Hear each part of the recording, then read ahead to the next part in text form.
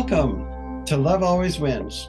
My name is David Hazen, and I'm here to share with you a journey to connection and belonging. And last week, I told you about my denial of my addiction to chemical dependency.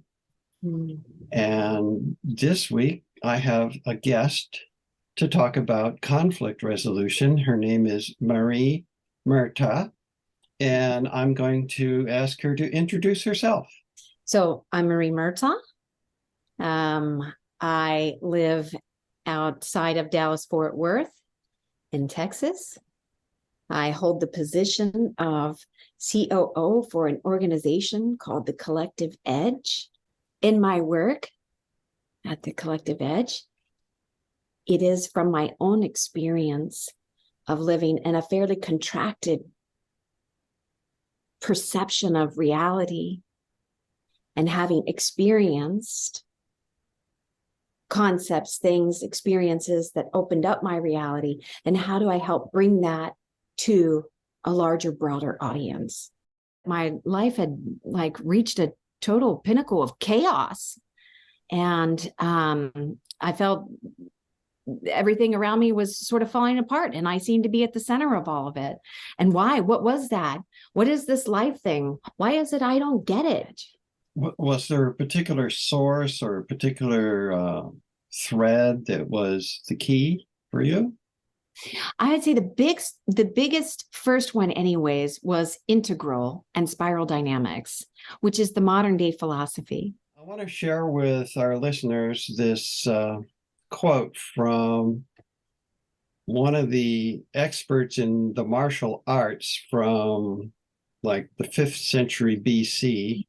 His name was Sun Tzu. And he said, to win 100 victories in 100 battles is not the highest skill. To subdue the enemy without fighting is the highest skill. And that's a very intriguing statement. It may be surprising to a lot of people who are in the win-lose kind of thought paradigm. So share with me your thoughts about this and what it means to win. As a species, the sense of belonging and being in community with each other is the way that we survive. We become ourselves amongst each other. So in a finite game, if that were actually able to play all the way out, well, that's not a win. It's self-defeating. Yeah, right. Yeah. And when I think about the finite and the win-win, it's not just for you and I, but it's for all of life. To me, conflict is entropy. It's blocked information. There's some piece of information that wants to be seen or wants to be heard. And when that seeing and that hearing can happen, then the conflict can be resolved. But when we can't see and when we can't hear each other, conflict persists. Right? You agree with that?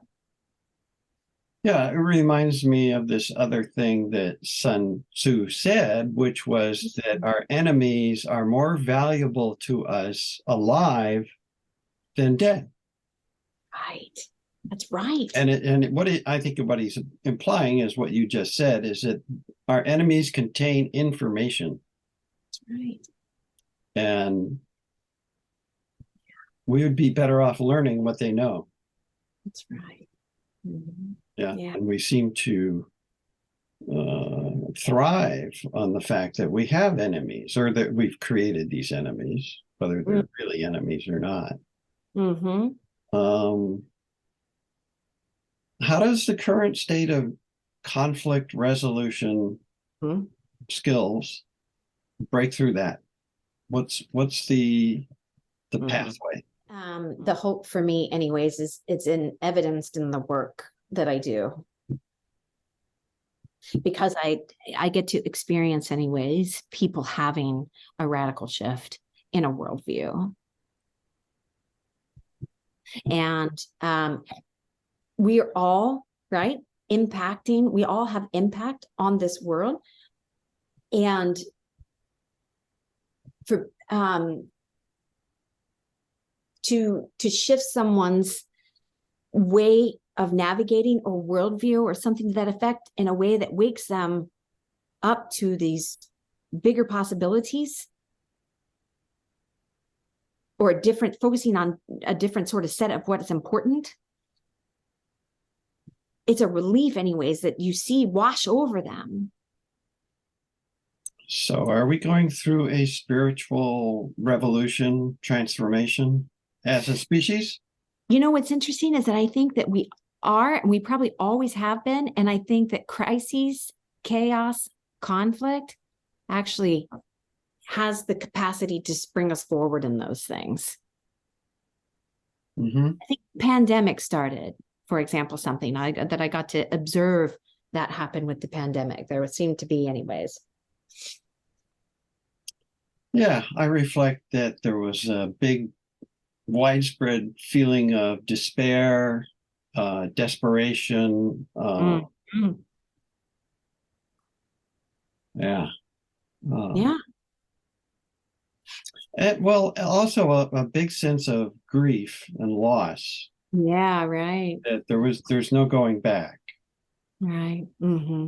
Mm-hmm. And loss of control.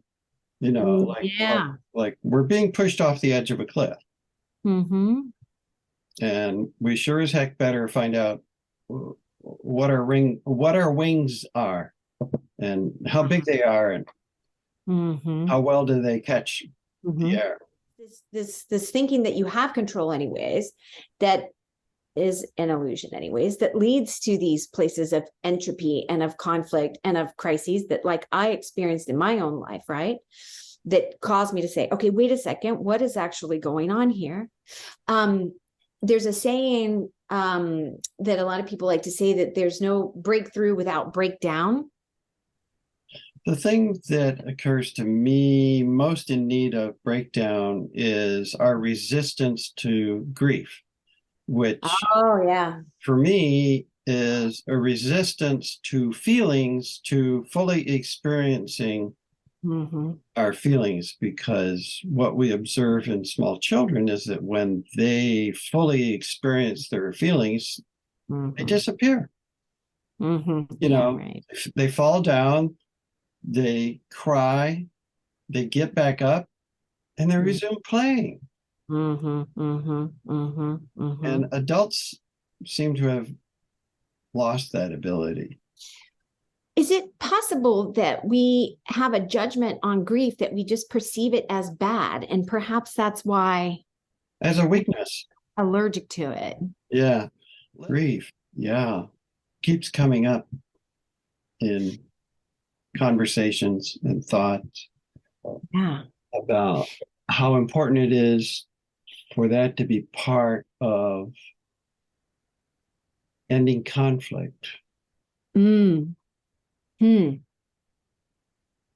Why do you think so?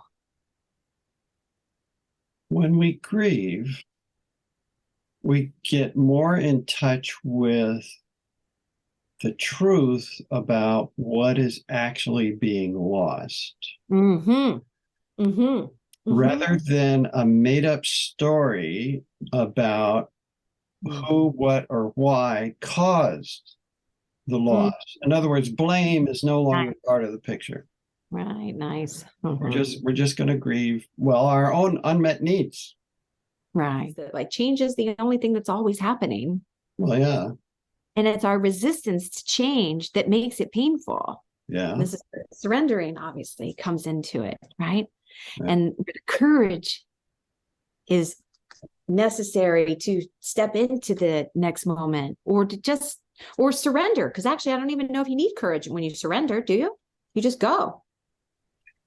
Well, you're surrendering to the unknown. I mean, one of the things that really terrifies us is to have some physical symptom that's not diagnosed. And a lot of our thinking will go to, do I have cancer? Am I going to die? You know, how much longer do I have to live? Yeah, right. And the reality is we only have today to live.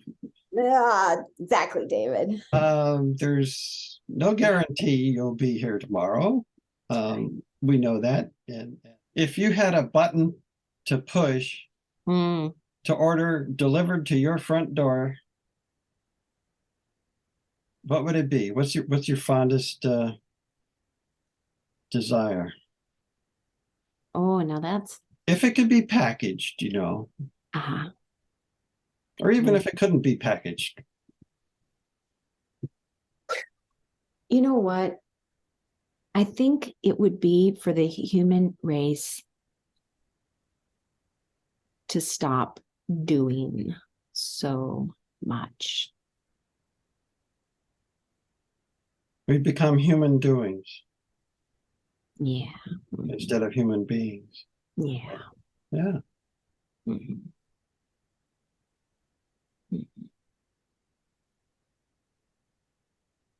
Ask more questions, read fewer minds. That's another slogan that comes to mind. That's right. Yeah. That's right. Yeah. Mhm. Beautiful. Thank you. Thank you so much. My pleasure. Next week, I want to share with you some thoughts about the chronic need for antidepressants in our human society. Until then, as a reminder to both you and me, let's pay attention to our breathing and keep it gentle. Yeah, I love you.